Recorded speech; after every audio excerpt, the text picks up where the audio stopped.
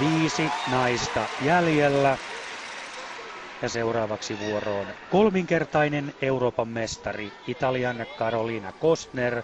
Ja nyt on hyvin mielenkiintoista nähdä, miten homma lähtee käyntiin. Eilen hän oli epävarma läpi ohjelman, sitä huolimatta 6. 7 pinnaa Makarovin perässä.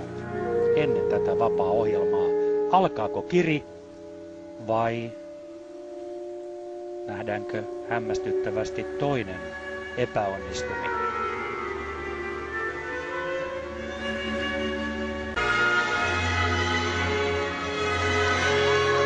Hyvä satsaus tuohon kaksoisakselin perään kolmoistulppi. Tuo oli arvokas.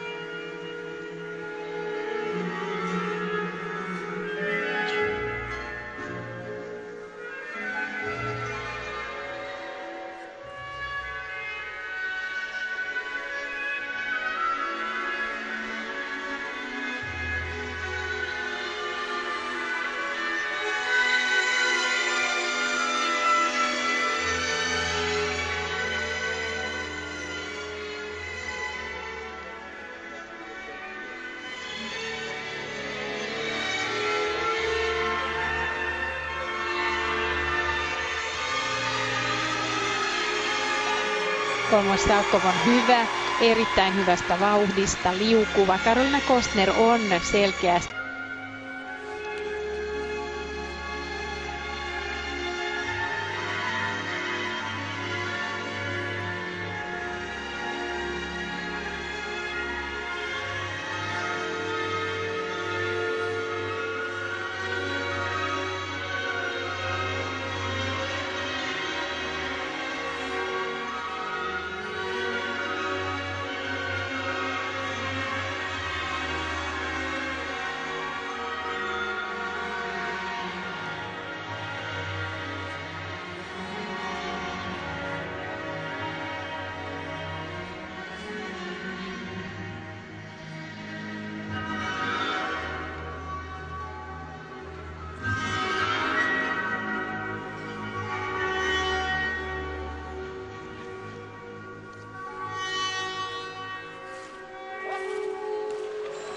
Salkkovit sujuvat. Kolmoissalkkov kaksoistulppi yhdistelmä todella tärkeään paikkaan tässä Kostnerin aivan upeassa koreografiassa.